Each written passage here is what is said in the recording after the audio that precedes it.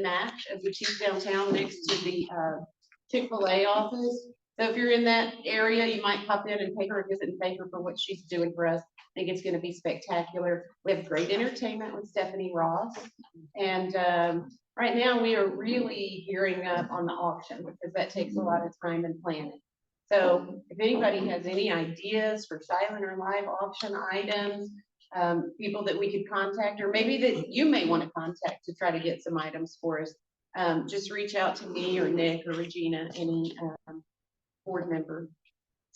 I think that's about all I have. Again, thank you all for being here and for serving our community as you do. Thank you, Tracy. And also thank you for recommending that we do our mission statement. That's an excellent idea.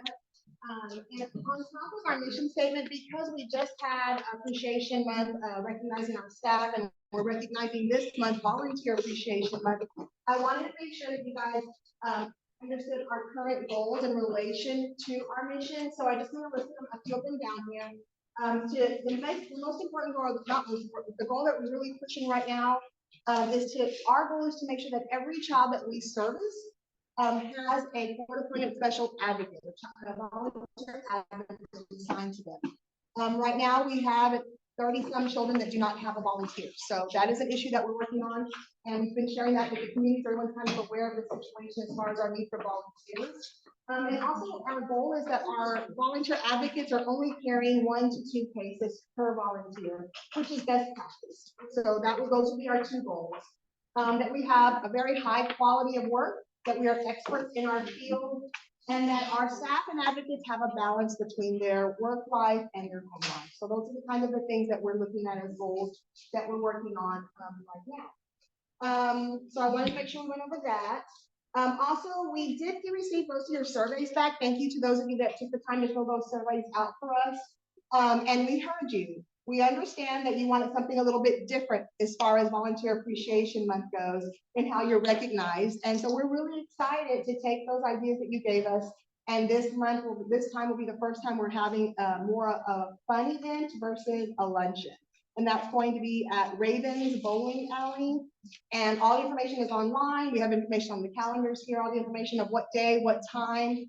So just show up, and there's going to be some food and some drinks and some bowling, and you're not obligated to bowl. You can just hang out. We're going to have some music and lots and lots of fun. It'll include your shoe rental and the lane to bowl and all those kinds of things. So please make sure you're able to join us if possible.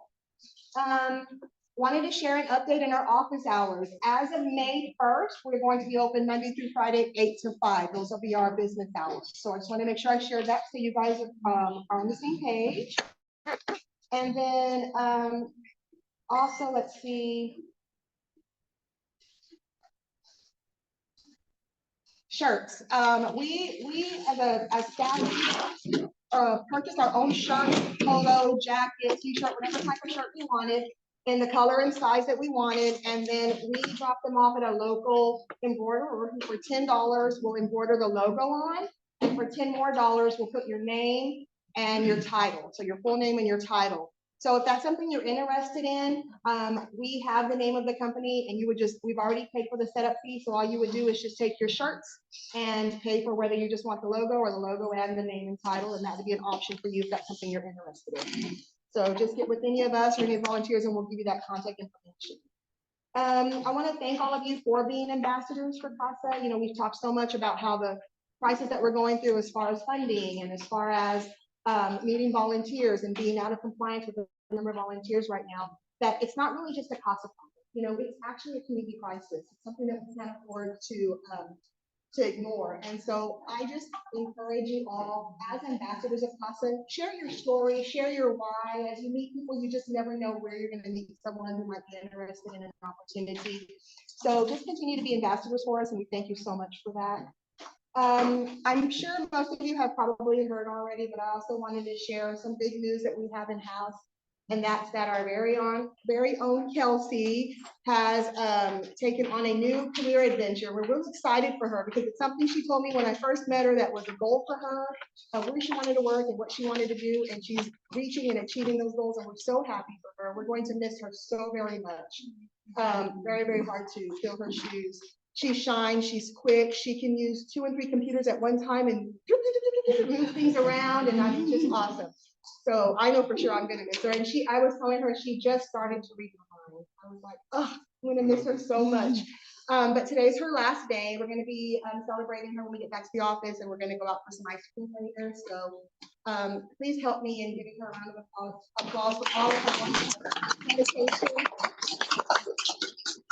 And come up and visit y'all can give us the calls of wisdom. So there's that. And then to close out just my little address, we have just a small little activity. Just take a second that we're going to participate in. If I can get my staff up here real fast.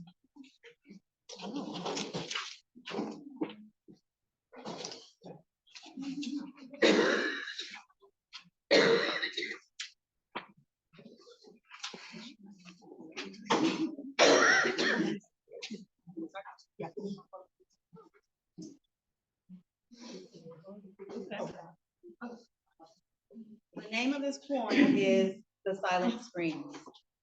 In the darkness of the night and the silence of the day, there are children who suffer in silence with no way to say. Their pain is hidden like a secret deep inside. Their cries are silenced like a voice that's been denied. For they are victims of crime so vile and cruel, a crime that destroys like a deadly tool. It's the crime of child abuse, a pain so deep that it scars a child and their soul does seep. The effects are far-reaching like a ripple in a pond. It affects their sense of self like a hurt that's beyond. It damages their ability to trust and form relationships, a wound so deep like poison that drips. For child abuse is a crime that takes a child's innocence away, a crime that inflicts pain and forever does stay. It's a crime that can destroy a child's sense of worth, even if it's hard, that sometimes are untrue. Who will educate and raise their voice to end the silence and make a choice to create a world where children can thrive and where child abuse is no longer alive? So let us victims, advocates, counselors, systems, families, and even abusers work together to end the pain and bring a brighter tomorrow like a sunny lane. For in the fight against child abuse, you will find a chance to heal and a world that can be kind. It wasn't my mom. This is the second time she's never been involved in our lives, but this time it's worse.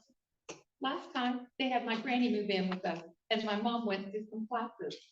The caseworker visited us at school and at home a few times, but it was always a different one. I never really opened up to anybody, and things didn't change too much. But mom did do better for a while. Mom has lots of issues. I know that, and I'm only 11. When they closed our case the first time and stopped visiting us, she did well for a while. And then one day, she got laid off from work. And when the company went out of business, and she had what they call a relapse. That means she hadn't been drinking alcohol, but then she started up again when life got hard. Next thing I know, my little brother and I are sitting in the backseat of a stranger's car with child locks on, feeling like prisoners we were about to become. The next 8 months would be the craziest and scariest of my life. I would turn 12 during this time. It's weird. They said my mom was unfit because she drank too much. But when we were at home, that was just kind of normal. I mean, yeah, she would act silly, fall asleep, and forget to cook. And I know money was bad, but even all that going on, we never felt as scared as we feel now. We had sandwiches or cereal. We had something. I mean, we never went hungry. That's the truth. And whatever food we had to eat, it was at least pronounceable. Man, is that even a word? I know we knew what it was and we liked it. But here I was with my 5-year-old brother, away from mom, away from granny, away from my friends, away from school, away from home. We're with strangers. This is our second placement change in 1 month.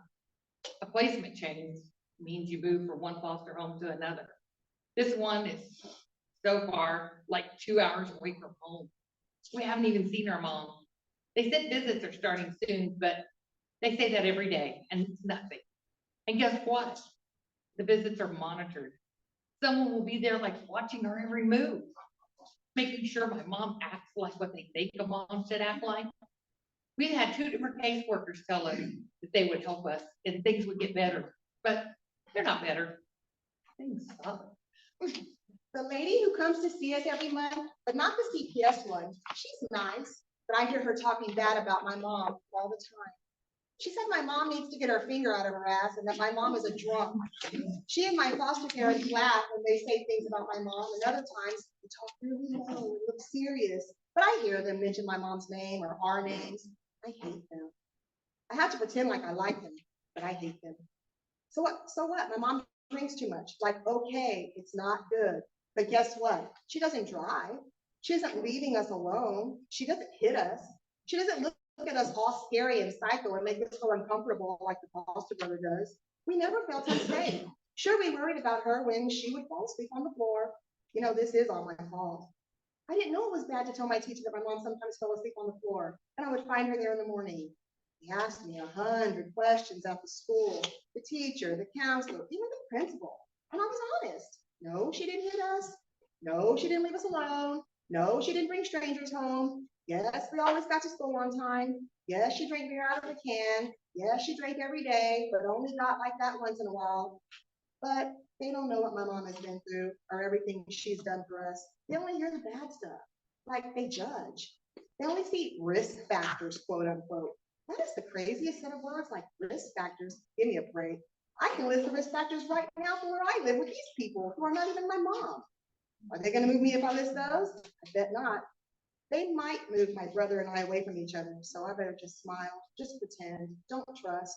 When you trust, this kind of thing happens. I mean, if they were worried about my mom at school, why didn't they just help her? Why punish us and make us move away and take us from our mom? I love my mom. I miss my mom. They don't care that we want to go home, that we love our mom. They say they care, but you can't believe them. If they care, they wouldn't be making fun of my mom. My mom needs help, but they say it's up to her. I wish I could tell them how I really feel, but instead I sit with a smile, tell them I like it here, tell them I made friends. I didn't. Tell them things are fine, tell them I like my counselor, tell them what they need to hear. It's just better that way. I hope someday someone helps my mom, like really helps her. I hope someday they see my mom, the mom I love, the one who makes us laugh, plays games with us, lets us use extra bubbles, cooks food you can actually eat, not the crap they make here. No one asks us what we like to eat. They say it's my mom's fault we are picky eaters. We just don't like the foods they make. I've never even heard of this stuff, so I'm not going to eat it. Well, I try not to gag. Just do what they say, eat what they say, be good, be kind, obey, don't make trouble, ignore people who don't believe in my mom. I know my mom would want us to behave well. I know my mom is probably lost without us. When I try to mention it or ask about her, they tell me not to worry about her, that she is a grown up and will figure it out, and that I should just be good. Okay, yeah, right. Thanks. When I grow up, I'm going to really believe in people. I'm not going to pretend to believe in them. I'm going to help people. I'm going to understand people. I'm going to understand why they go through things and why they do things they sometimes shouldn't. I'm going to help my mom. When I grow up, I will be the helper I wish I had today. So we got these 2 stories from a Child Abuse and Awareness website in which random stories are shared in random points. And the reason that as a group we chose to share them today is because, as you know, April is Child Abuse Awareness Month. My call to action for you is to turn awareness into action. The awareness is something that we are aware of, especially those of us in this room. But what action are we going to take as an entity, a group, an agency, as social workers in this field, as community members in this town? What are actions are we going to take together that's far past going to events and proclamations? What actions can we put into place? That's my challenge to this month. So thank you, ladies, very much. And I think we will now continue. Who's up next? Diana.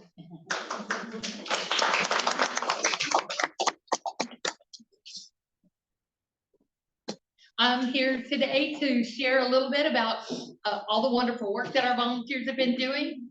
In March, our agency served 147 children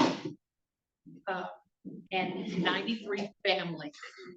So 147 children, 115 of them had volunteers. And out of the 93 families, 73 families had volunteers. So we are still needing volunteers. At least that's about 32 children that need a volunteer. So we're out beating the bushes. We have our class started. I'm really excited because we have about 6 or 7 people that have joined us randomly in the last 2 online classes that we have. So I feel like we're going to graduate a big group in May. So I'm really excited about that. So a little bit about our supervisors. Christine is helping 26 families and 45 children. Laura helped 19 families and 33 children. Letitia had 20 families and 27 children, and Darla had 29 families and 43 children. So just by those statistics alone, you can see we're a little wonky.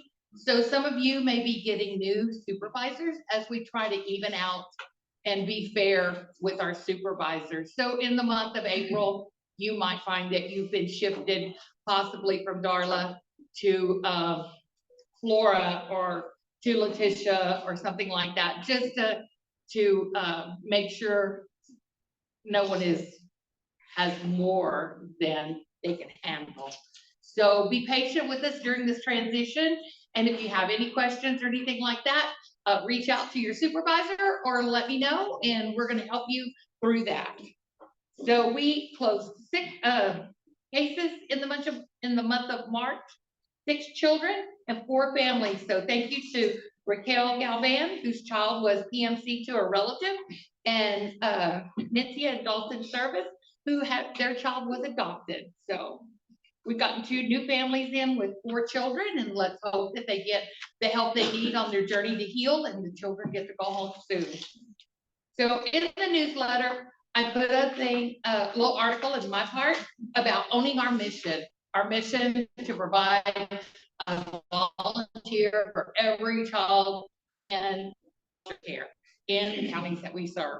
So if you are interested in getting to know more about one of the counties that we serve, maybe it's not a county you live in, but maybe you think Gonzales is the neatest little place and you want to know more, you want to become that ambassador for Gonzales, you let me know and we will help you find resources there where you can reach out, you can arrange some speaking engagements, you can engage with churches or anything that's happening in the community that you choose to work in, and see if we can't build some community relationships and try to get some volunteers in those areas. So just let us know, myself or Charlie, and we will definitely put your good heart and your services to work. And the last thing is our volunteer spotlight. Today, our spotlight shines on Teresa Snyder. She's been a volunteer a little over a year. She works with Letitia, and she carries 2 cases in Calhoun County. And we all know that is one tough word.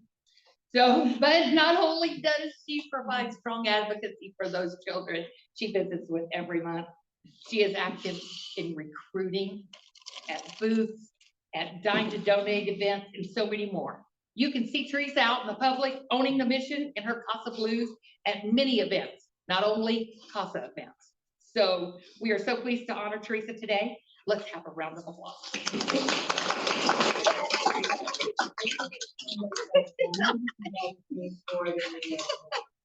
Well, I tell you, it is such an honor. Each one of you guys shine in your own way, and we look forward to honoring someone every month. And Teresa, this is your month. So thank you. All right. On the agenda, who's next?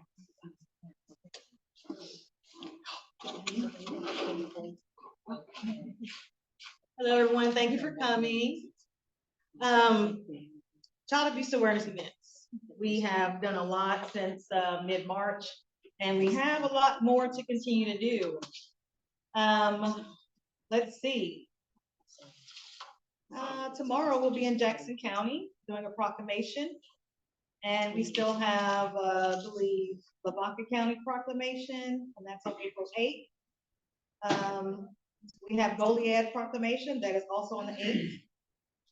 And then we have the county libraries, where we have collaborated with all the county libraries in the 8 counties. So if you haven't seen on Facebook or us posting, but we've been putting up pinwheels in front of the library that represents how many children were served in that county, and how many children did not have a CASA volunteer. And that's very big because they were very excited to collaborate with us, because it also brings, you know, more foot traffic to their location. And besides that, I'll be passing out a bunch of coffee sleeves at different coffee shops around town. So if you know any owners, or if you frequent a certain location, just let me know so I can give them a call and ask them if they would like to have that in their business. So Bloom and Flower Downtown also created a blue drink for this month, so I just wanted to let you know, she would Awesome. probably love coffee. Yes, I haven't spoken with them yet, but we're always over there, so thank you for that. Oh, I'll have to try it. Is it good? It's so good. Oh, okay. Their stuff is always good. Well, that must be what Nicole was drinking yesterday. Yeah. Oh, okay. Yeah. Okay. Also with that, we were asking for a donation. If you did not see our box over there, if you're not willing to donate. I do also have letters. Again, if you have any information that you can share where we can call a business owner and ask them if they would like to donate to the cause for the month of April. That is at my office, but I can definitely email it to you or print it out for you. And we're asking for help locating resources and speaking opportunities so that we can get the word out that we are in desperate need of volunteers. And, you know, a lot of people don't like casework, but there's other areas that you can volunteer with CASA. We're rolling out CASA ambassadors, volunteers who are active in the community, and they're able to, you know, tell their story, their why story of why they're doing what they do and why they want to give a call to action for other people to step up and help in this area. So if you know anybody, get with me or Diana, but mainly me, so I can follow through. We did have a meeting yesterday with Belong, which we're gonna try to have every 6 months. And just discussing any concerns, you know, between CASA volunteers and their staff. And so we just wanted to make everyone aware that we have a lot of changes coming. You know, if you see anything or hear anything, just let us know so that we can follow through on that as well. I'm currently working with Ms. Linda Dueñas, our new ED, to create a new recruitment plan, a recruitment strategy, basically. Because, you know, you see us all over town at different events, and some events we're there, we're being seen, but we're not getting volunteers. You know, it is a part of public community engagement, of course, but we can't be everywhere at every time. So that's why we also ask volunteers to assist us in that area. So if you'd like to help out, then you can. If not, then we can find other things for you to assist with. But we're really looking for volunteers that are able to take cases and able to, you know, follow through on that, to where they're on the case the entire time to see it through, to be by that child's side, because, you know, things come up in our personal lives, and sometimes we want to say, hey, okay, I have my own personal stuff going on, let me stop. And that's fine, but we want to make sure that we're putting that child first, because that is in their best interest. Let's see. And also, if you've been volunteering for a long time and you want to refresh your course, come to our next training. You know, if you feel like you want more information for current volunteers, come to our next training. If you want to help learn how to recruit, or if you want to help Miss Linda with the peer-to-peer, just talk to other new volunteers, give them your, you know, your story and your experience, and share your knowledge, and that would be great. But yeah, that's all I have as far as volunteering. I'm pretty sure y'all probably hearing about that. I'm sorry, can you mention the restaurants? Yeah, that's I have a long list. And also, we have 4 fundraiser events this month, and it starts with Peter Piper Pizza on April the 5th. My birthday. Dean's birthday, and he already brought us some cake. But that event is the longest one so far. It'll be from 11 to 9. And the great thing about that is whoever mentions Casa, you get free ice cream, but you have to be the first 50. So if y'all like Peter Piper pizza, or if you have, your kids or any family that you would like to take up there, please do, because we all eat out a lot on weekends anyway. And I was surprised they gave us a Friday. None of the other businesses have done that. It's always a date to where, they're kind of slow. So I really appreciate them for that, and hopefully we can do it again. But this Friday, April 5th, please spread the word, share the post on social media, because that does help as well. I mean, y'all support us so much already. I hate to ask y'all for more, but we're always on social media. So if you can like and share our posts and repost or what have you, that helps a lot. Also commenting on the post if you understand, if you know what's going on, or if you're at an event and you want to represent Casa, tag us. That'll be great.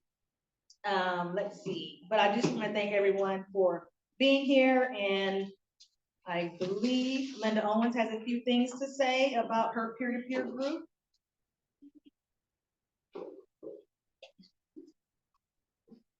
Okay, really, I just wanted to let everybody know that, like Charlene said about the libraries and recruitment.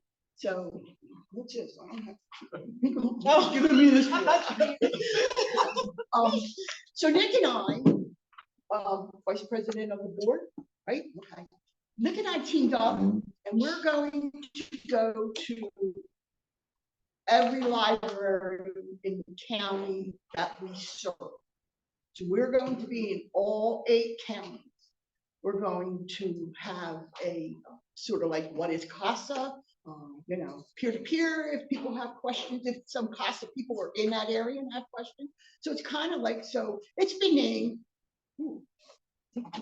CASA's Cross County Tour. There we go. So it's CASA's Cross County Tour is what we're naming. So Nick and I are going to be at Port Lavaca Library, Calhoun County Library, on the 16th, from 5:30 to 6:30. If you want to come and, you have questions, come and ask. You want to be a volunteer, or most of these people are already volunteers. You have friends that want to be a volunteer, bring them. Okay, that's what this is for. So our next stop is going to be Jackson County, which is Edna. Yeah, so that's our next stop. We have a stop every month till October.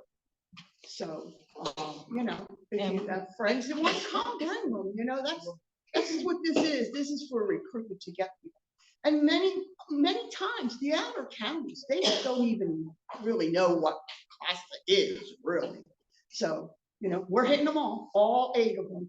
So we're going to Refugia, we're going out to DeWitt, we're hitting them all. So if you want a copy of the schedule, there's a copy of where we're going. All right, see Charlene, she has it. So if you're interested, please come. Listen for her, if you want to just listen, come. So, okay. Any questions? And also with that, we do have a calendar on our website that will be updated with all of these events. So if you're curious about a date and time or location, just log on to our website and go to the calendar. All right, y'all get to hear from me one last time. I would like to announce our April birthdays and anniversaries. For our birthdays, we have Miss Linda today. We have Ian on April 5th. Mia Talley, which is a board member, on April 5th as well. Luther Easley is a board member on the 6th. Selena on the 11th. Miss Tracy, our board president, on the 17th, and Miss Jane on the 18th. I would also like to happy April anniversaries. We have Miss Nina celebrating her 2-year, Randy Meyer celebrating her 2-year, Miss Flora Hernandez celebrating her 5-year, And Christy Jackson, 10 years.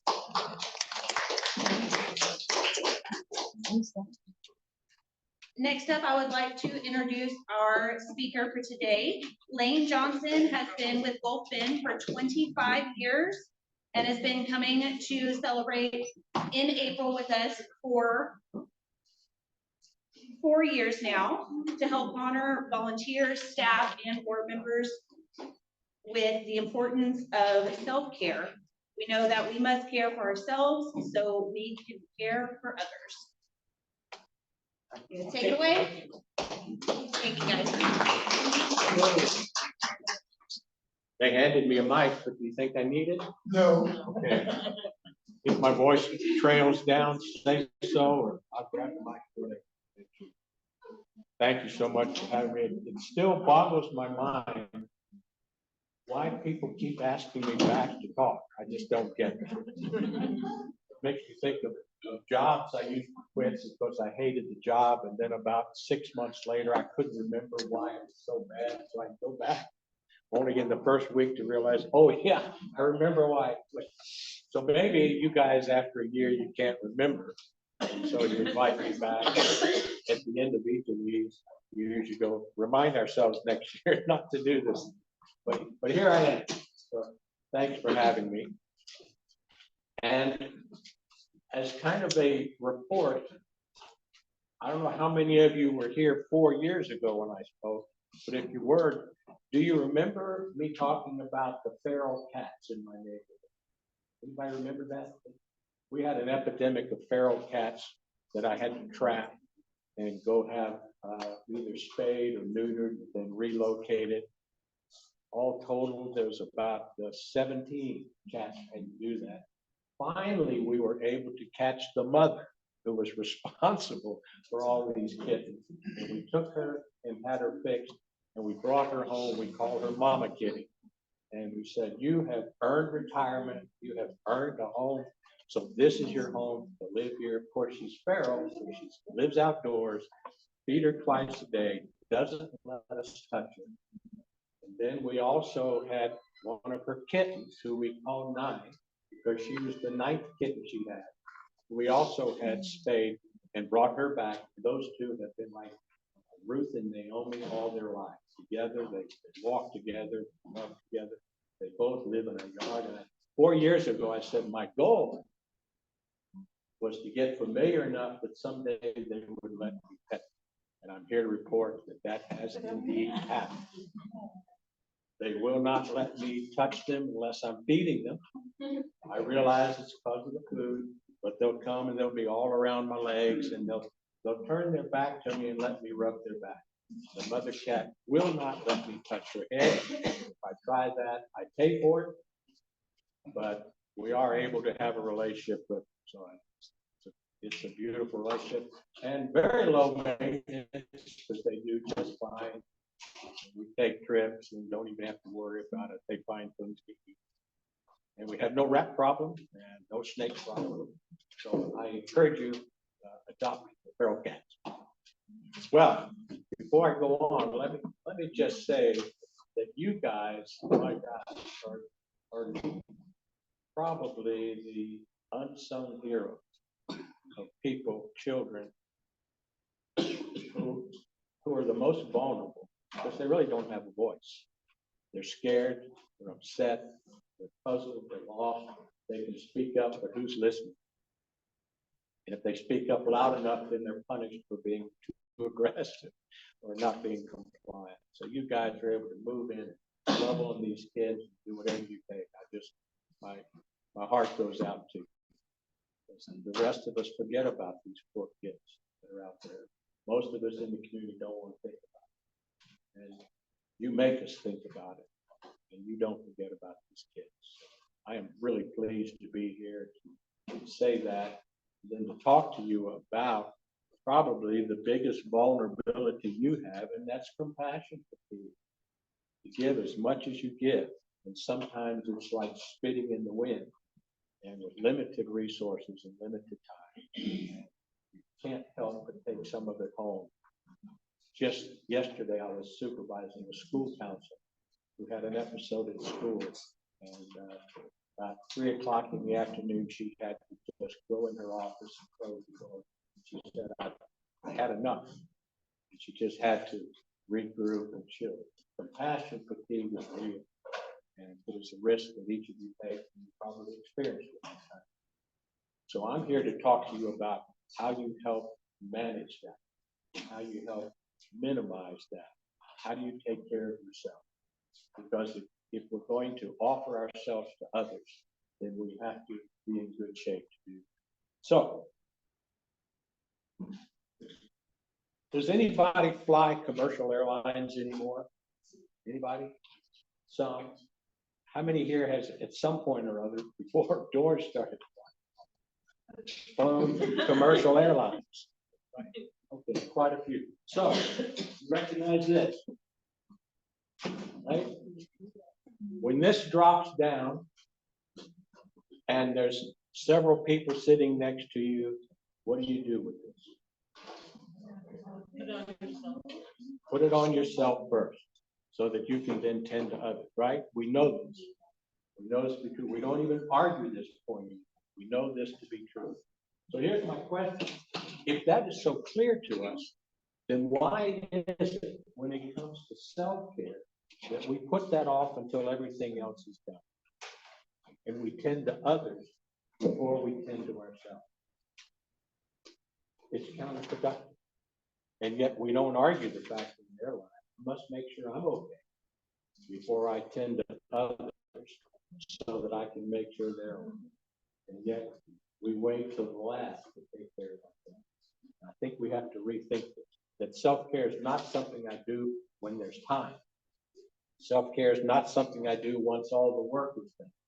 Self-care is not something I finally do when I can't go any further and I've got to take care.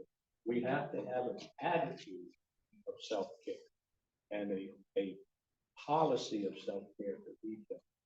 And that's what I urge you to do. And I brought some paper today because I believe that self-care is not so much an activity or a time away, but that self-care is an attitude that we exercise. Self-care is an ability to balance our life.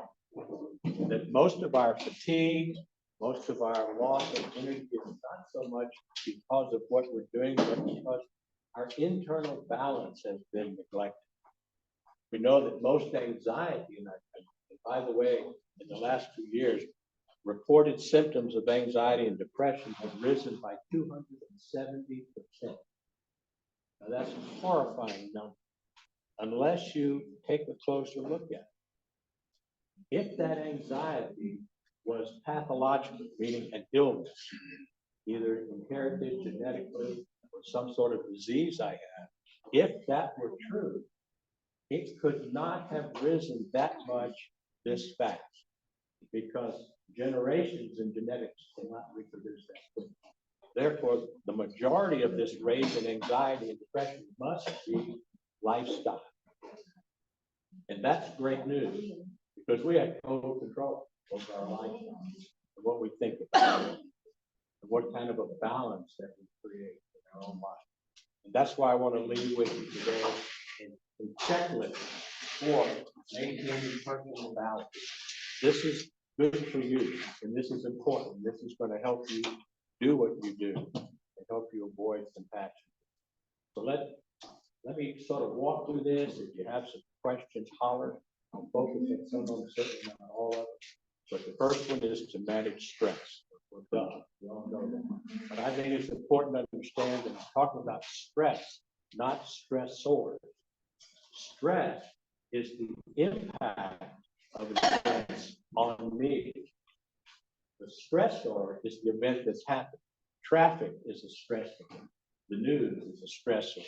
My neighbor is a stressor. My brother is a stressor. But stress is how it impacts me. The crucial thing in managing stress is how I react to all these stressors. So when I'm saying manage stress, I don't mean try to change the world or change your environment or get them to cut it out or get them to drive you less hard. I mean manage how you embrace and how you react and how you manage yourself in the midst of that. That you have control over. Years ago, I was a deckhand on a cargo boat for summer while I was in college. In my summer job in Morgan City, Louisiana, deckhand in this cargo boat.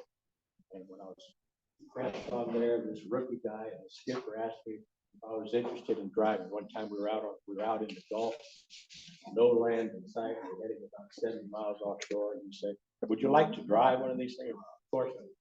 So he got me in front of the wheel, showed me the compass. Oh, I was supposed to be going back. Sorry. You okay? So he got me in front of me and he showed me the compass and he said, "Keep the compass on that number. And if you keep it on that number, we'll get to the rig we're going to," which we couldn't see yet. It was just water. So he stepped back and he and the wheelhouse and all the other crew there were visiting and chuckling and having a good time. And I'm watching. And of course that compass started to veer. So I spun the wheel this way and it went there, but it went past that number. So it went to the other direction. I spun the wheel the other way. You see what's happening here? And it went to that way. But I was used to driving a car, not a seagoing vessel. And a car, whatever you're doing with the wheel, the car does that right then and there. It's immediate. But with a seagoing vessel, whatever you do with the wheel, it does it later. So if you react to what's happening now, it's already too late. So when it got to the number and I straightened the wheel, it just kept going the other way because it wasn't responding to what I was doing. I was responding to what I did a little earlier. You get that? So it's delayed reaction. So at some point, the skipper said, "Lane, how are you doing, rookie?" And I said, "Fine, Skip, fine. I got this. I got this." And then he said, "Look behind you." So I turned and the wheelhouse is all windows. So I looked behind and everybody started chuckling because, you know, a boat makes lines in the water. It's called a wake. And what do you think that line looked like? I was zigzagging across the Gulf of Mexico in peacetime. And everybody was laughing. Now, I'm an 18-year-old, 19-year-old young man. I've got ego. And I've got a safe face, so I sort of bristled and said, "You guys laugh if you want, but I'm getting us there."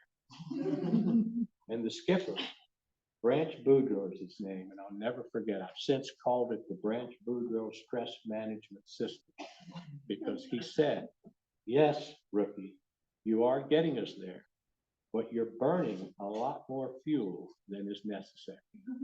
You see the brilliance of that? We are getting through life. Stress is not killing us.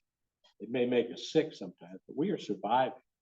But are we burning more fuel than is necessary? I manage stress to conserve my energy and to conserve my fuel.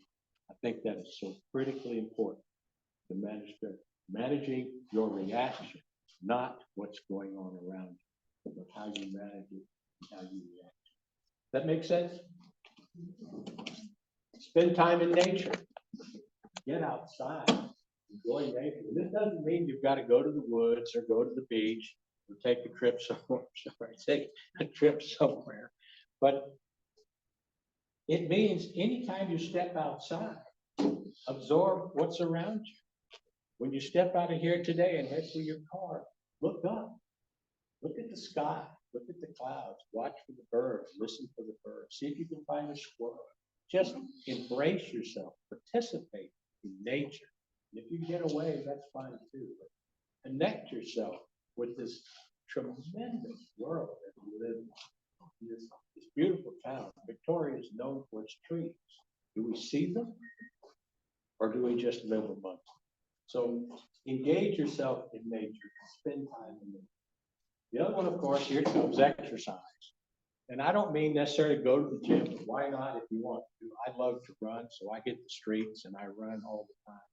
But exercise, not just to be healthy, but here's where exercise plays the greatest role.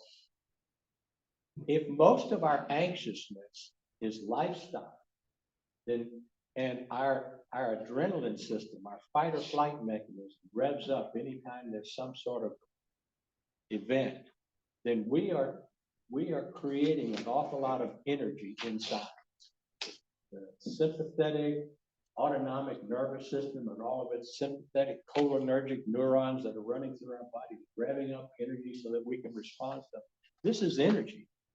And where is it going if we don't have an outlet for it? And if we don't have an outlet for it, it builds up and builds up, and it's kind of like a water heater with a pressure release valve. And without that pressure release valve, the water heater blows. Sometimes I think our anxiety attacks are not a pathology, but it's too much unreleased energy inside. An anxiety attack is probably good for us. Without it, like the water heater, we probably blow up. So I don't think an anxiety attack is a message. You're not providing a good enough outlet for all this energy that's churning up inside. So exercise is a way to spend, to get out and walk, get out and play a game or something, or do some running, or do some cycling. Something that gives you movement so that we can spend that anxiousness that's stirring up inside. That's the function of exercise. For instance, imagine a rabbit that is in the field, and the rabbit sees a fox come into the field looking for rabbits for lunch. The rabbit has three choices, just like we do. He can flee, so the rabbit thinks, can I run faster than the fox? Probably not. That's not a good idea. Okay, then fight. Can I win that fight? If I stand and fight the fox, obviously I won't. I wouldn't. Okay, that's not a good idea. My only other option is what? To freeze. Fight, flight, or freeze. So the rabbit goes dormant, just falls to the ground and goes totally limp. Fox comes along, nudges the rabbit, and he just limp. The fox thinks he might be dead. I'm not even a dead rabbit. And he leaves the field, and the rabbit survives. But if you watch, when the rabbit gets up and realizes there's no fox, then what happens? Their whole body just shakes, because he's shaking off the anxiety that's been held inside. Because I didn't fight, or I didn't run, I froze, I locked it in. But you've got to spin it so the rabbit shakes. We humans don't have a way to do that. We don't shake like that at the end of an event. This is why exercise is so important to create balance. It's not just for healthcare, but it's for management of self-care. So think about it. Sleep, and then I'll cut the more. I don't want to overdo my time. You tell me when I'm done. Okay?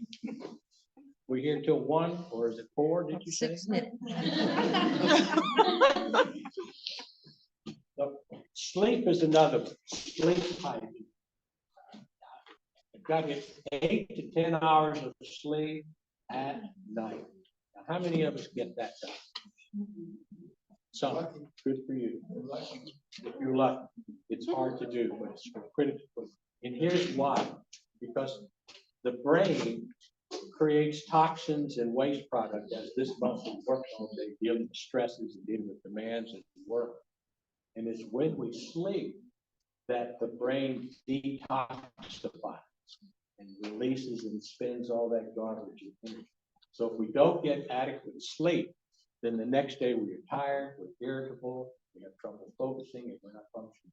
Sleep is critically important to our own health care and to our own self-care and management. Good quality sleep, and preferably at night, because that's when the body is wired to sleep when it gets dark, and it's wired to wake up when it gets light. So work on your sleep hygiene. How do you turn your mind off? How do you turn your mind off? By reframing your thinking. It's on there. Reframing your thinking. We don't turn it off. We redirect it to something else. Instead of something you're thinking about a stressor or a problem, I can literally tell myself, there's not a whole lot I can do about it right now. I need rest. It's going to cost me more if I don't get rest. So I'm going to shift to something that's much more pleasant. And we can shift that to other things so that we reframe it. A good word to use for reframing is or. You're sitting here saying, oh my gosh, I'll never be able to figure this out. Or it may be just taking a little bit more energy and time than I thought. Let's stick to it and figure it out. See the difference? You reframe your things. Nutrition is another important. Good nutrition. And I leave that to my wife, Phoenix, who is a home ec major. She's a tremendous cook, and she studies nutrition. It's way too confusing for me, so I'm fortunate enough, I don't have to worry about nutrition. I just turn to Phoenix and say, what are we having for supper? And she feeds us this tremendous food. My son visited one time for a week because he was doing some work for us. When he left, he went back home to Austin. He called the next week and said, Dad, when I was at your house, I ate like a horse. And then I lost weight. And he said, how did that happen? I said, it's because of nutrition. It's the food you make. It's not the amount, but it's the quality and the combination. So find someone who understands that and you learn from it, or study it yourself.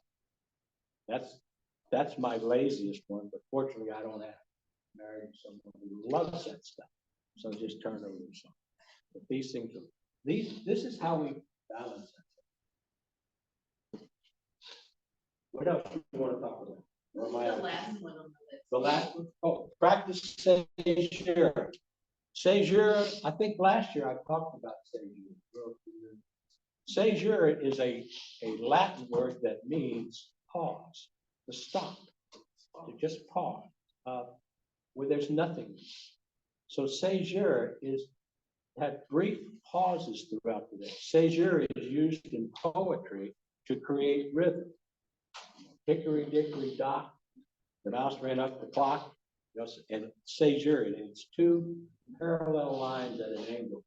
And it tells you where to stop to create rhythm. Seizure is used in writing music. Sometimes it's written in there so that the horn blower has an opportunity to catch his breath before again. But seizures, if properly placed, can be very poetic and very melodious. So seizure for us is, when do I pause? I may not be able to get away for the whole day. But throughout the day, I can take brief pauses. Just stop a minute. 15 seconds, that's all it takes. Just stop. And when you do that, the energy level stops and your system kind of regroups for a minute. I use seizures all the time. In fact, I use this little timer. It's a double timer. In 14 more minutes, it's going to vibrate. Every 90 minutes, it reminds me, buzz is in my pocket. And then the second timer is for 30 seconds. And I stop. For 30 seconds, I just do nothing. Take some deep breaths, shift my thinking to something more positive, turn my thinking elsewhere, and then it buzzes again, and then I go back. And I have found, I've been doing this for about a year and a half, I have found that by using seizure throughout the day, I have more energy at evening after a full day's work than I used to. It actually re-energizes and re-fuels. It's a great system for self-care. Does that help? Seizure gives, yes, ma'am. What is this time? Every 90 minutes. And then it pauses for 30 seconds. You can pick whatever time you want. I just picked one. Seemed reasonable to me. It's a great little timer. It's only $19. So, take this refrigerator material, folks. This is self-care, right? Pay attention to these items in this file and practice them each day and each week. And I think you will appreciate how much better you do. So that the rest of us can appreciate what incredible work you're doing. Thank you very much. Thank you. Thank you so much, Mr. Johnson, for those words of wisdom and self-care. You deliver excellent every year. Thank you. Okay, so with that said, I hope you all enjoyed that expletive from Mr. Johnson. I wanted to thank the volunteers, and I hope that you can use this self-care so that you don't overwork yourself or overwhelm yourself. And I'll definitely be using it this month. And since we have so many activities to do, we're about to do a raffle. For those of you who have a ticket, get them out, please.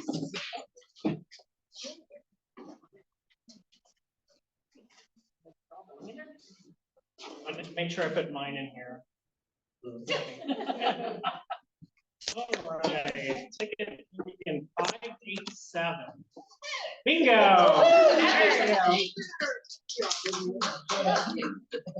Who is it? You're welcome. I knew it was your birthday. Yay, she won on her birthday. The next one is 588. Oh. Wow. I think it was rigged. Oh, 592. Well, there you go.